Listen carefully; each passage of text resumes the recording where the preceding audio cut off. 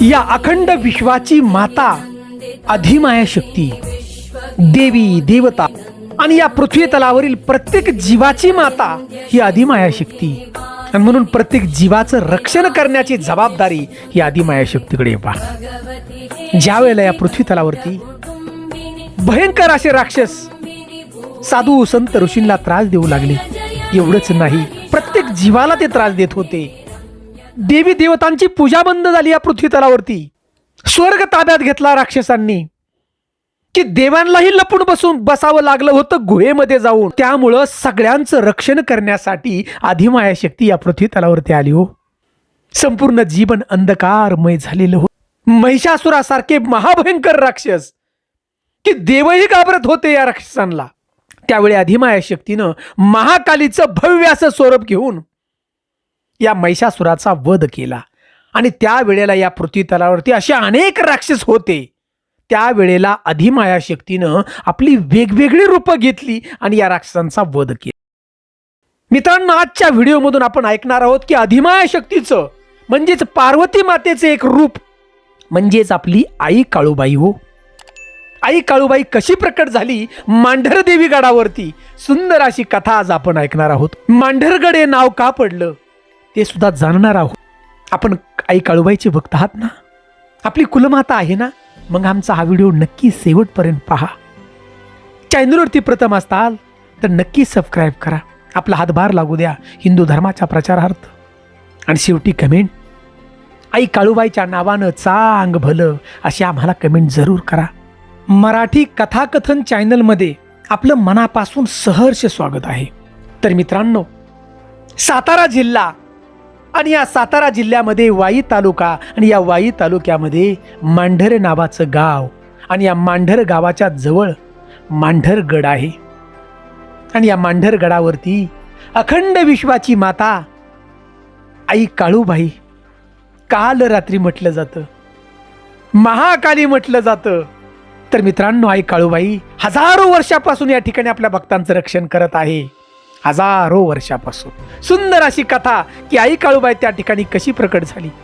ध्यान देऊन ऐका मित्रांनो, आपली कुलमाता आहे ना, विश्वासानं ऐका कथा. पौष पौर्णिमेच्या निमित्त आईचा उत्सव आहे. तर मित्रांनो, हा काळ होता महाभारताचा. महाभारताच्या युद्धाच्या अगोदरची गोष्ट. कौरवांनी पांडवांना वनवास दिला, 12 वर्षाचा वनवास आणि पुढे नंतर अज्ञातवास. 12 वर्षाचा वनवास भोगला पांडवांनी आणि शेवटी अज्ञातवासाच्या वेळी पांडव या मंदार पर्वताच्या जवळ आले. तो भाग होता विराट राजाचा, विराट नगरी होती आणि या विराट नगरीमध्ये पांडव आपली नावं बदलून राहू लागले. कारण जर कौरवांना समजलं तर परत 12 वर्षे वनवास आणि परत अज्ञातवास. या भीतीने 5 पांडव त्या ठिकाणी राहू लागले. आता ही सगळी बातमी कैलासावरती समजली. अखंड विश्वाचा मालक त्या ठिकाणी राहतोय. देवादेव महादेव आणि माता पार्वतीला समजलं. त्यांना काळजी वाटू लागली की जर पांडवांना कौरवांनी पाहिलं, कळालं तर परत पांडवांना 12 वर्ष वनवास आणि परत अज्ञातवास भोगावा लागेल. आणि असं जर घडलं तर अनर्थ होईल. आणि हा अनर्थ टाळण्यासाठी, पांडवांच्या रक्षणासाठी भगवान शिवशंकर कैलासावरून आपलं सैन्य घेऊन माता पार्वती सह निघाले. विराट राजाच्या नगरीत एका मोक्याच्या जागेवरती भगवान शिवशंकर आपलं सैन्य घेऊन थांबलं होतं. कौरवांना येऊनच देणार नव्हते त्या ठिकाणी. माता पार्वती म्हणजे अधिमाया शक्ती आणि अधिमाया शक्ती मंदार या पर्वतावरती थांबली. मित्रांनो, हा मांढरगड म्हणजे मंदार नावाचा पर्वत. माता त्या ठिकाणी येऊन थांबली आणि याच भागामध्ये लाख्यासूर नावाचा राक्षस साधू संत ऋषी मुनींना तो त्रास देत होता. अक्षरशः देवांची पूजा बंद झालेली होती. तो राक्षस म्हणायचा माझीच पूजा करा, जो नाही करेल त्याला तो मारत होता. साधू ऋषींनी केलेले यज्ञ मोडून टाकत होता. आणि अशा वेळी अधिमाया शक्तीनं म्हणजेच पार्वती मातेनं काळ भैरवनाथाला सांगितलं की तू याचा बंदोबस्त कर. लक्षात घ्या, ज्या ठिकाणी अधिमाया शक्ती असती, ज्या ठिकाणी भगवान शिवशंकर असतात, त्या ठिकाणी काळ भैरवनाथ असतात बघा रक्षणासाठी. काळ भैरवनाथ आणि या लाख्यासुराचं भयंकर असं युद्ध चालू झालं. भयंकर. लाख्यासुरालाही भयंकर ताकद होती. हजारो बलाढ्य राक्षस त्याचे होते. आणि असं बरेच दिवस बघा हे युद्ध चाललं. परंतु काळ भैरवनाथाला काय लाख्यासूर मरत नव्हता. आणि शेवटी काळ भैरवनाथाच्या मदतीला महाकाली धावून आली. उग्र असं रूप घेतलं आणि भयंकर असं युद्ध चालू झालं. जवळजवळ हे 12 दिवस युद्ध चाललेलं होतं. परंतु महाकालीला सुद्धा हा राक्षस मरत नव्हता बघा. कारण त्याचा एक रक्ताचा थेंब पडला आणि त्याच्यावरती सूर्याचा जर प्रकाश पडला तर हजारो राक्षस परत तयार व्हायचे आणि युद्धाला यायचे. आता राक्षस काय मरत नाही. महाकालीनं शांतपणे विचार केला. देवी बघा झाडात लपून बसली, विचार केला आणि अंतर्ज्ञानानं देवीला समजलं गुपित की या लाख्यासुराला रात्रीचं मारलं पाहिजे, कारण सूर्याचा किरण त्याच्या रक्तावरती पडणार नाही. मित्रांनो, तो दिवस होता पौष पौर्णिमेचा. आणि या पौष पौर्णिमेच्या रात्री महाकालीनं एवढं उग्र रूप घेतलं होतं की एक जमिनीवरती पाय टाकला तर जमिनीला भेगा पडत होत्या. नुसत्या हुंकारानं राक्षस मरून गेले. आणि महाकालीने या लाख्यासुराचं शिर धडा वेगळं केलं. आणि या लाख्यासुराचं शिर मंदार पर्वतावरून म्हणजे त्या मैदानावर रणभूमीवरून रत्नागिरीला जाऊन पडलं बघा. रत्नासूर, आणि रत्नासूर म्हणजे राजा होता राक्षसांचा, त्या राजाच्या पुढे जाऊन हे शिर पडलं. आणि हे शिर पडल्यानंतर बघा लाख्यासुराचं शिर बोलू लागलं त्या ठिकाणी की हे राजा रत्नासुरा, मी काय म्हणतो ते तू ध्यान देऊन ऐक. महापराक्रमी आई काळूबाई म्हणजेच महाकाली आहे आणि महाकालीनं माझा वध केलेला आहे. स्त्री शक्तीबद्दल मला सर्व आधीच माहित होतं, परंतु मी तुला सांगितलं नाही. परंतु मी तुला आता सांगतो, हे राजा रत्नासुरा ध्यान देऊन ऐक. अरे हे स्त्री शक्ती आहे, सर्व राक्षसांचा वध आता करणार आहे. तर तू एकच कर, मंदार या पर्वतावरती आई काळूबाई त्या ठिकाणी बसलेली आहे, तिच्या समोर जा आणि तिला शरण जा, ती तुला माफ करेल. एवढं बोलून झाल्यानंतर बघा हे लाख्यासुराचं शिर रत्नागिरी पर्वतावरून परत मंदार पर्वतापाशी येऊन पडलं बघा, परत म्हणजे रणभूमीवरती आपल्या मांडरगडावरती.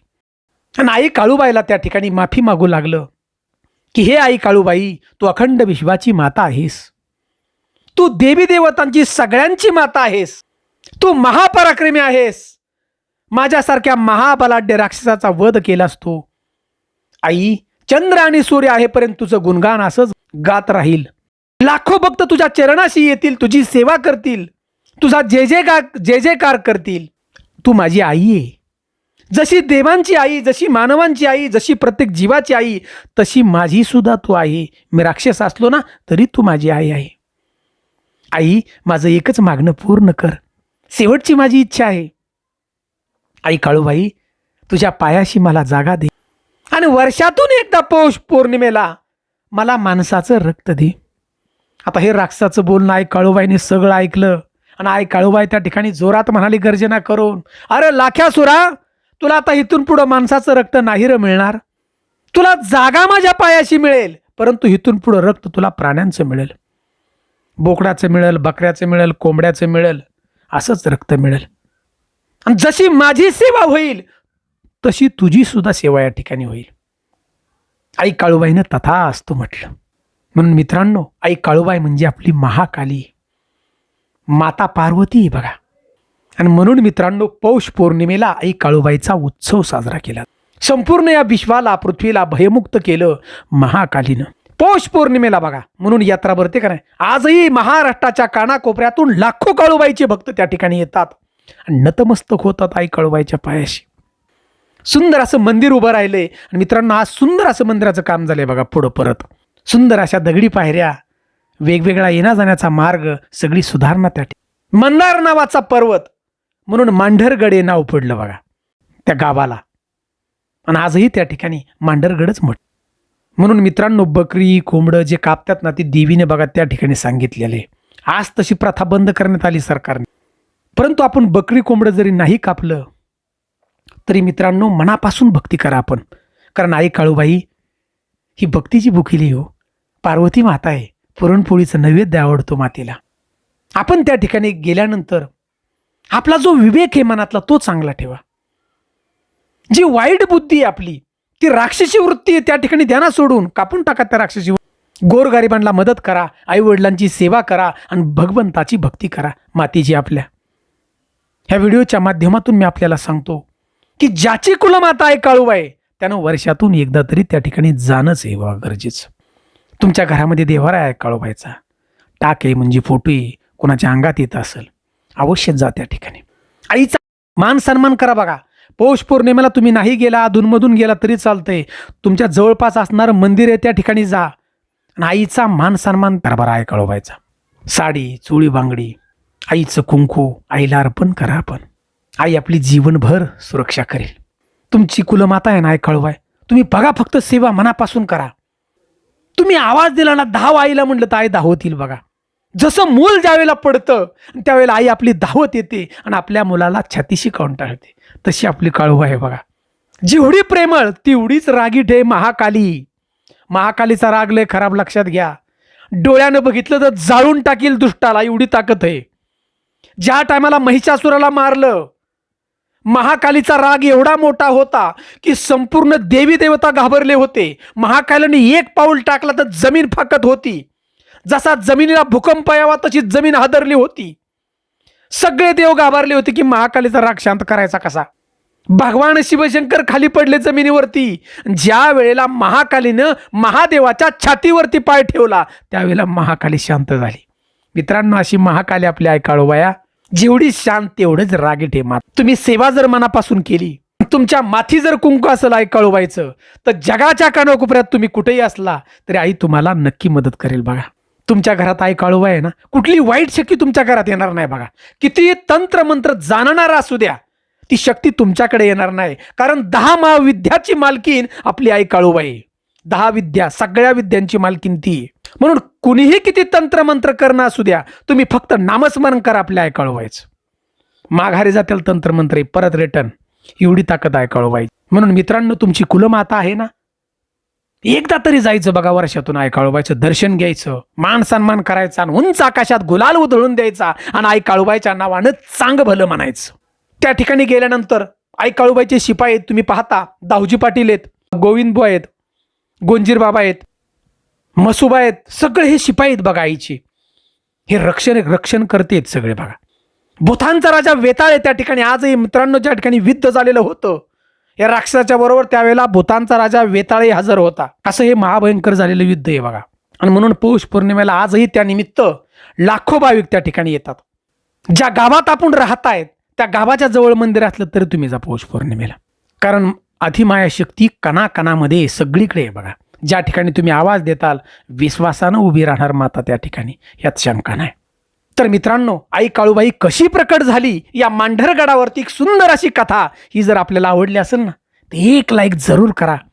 आणि चॅनलवरती प्रथम असाल तर नक्की सबस्क्राईब करा आणि अभिमानानं आम्हाला कमेंट करा. आई काळूबाईच्या नावानं चांग भलं. जय हिंद, जय महाराष्ट्र.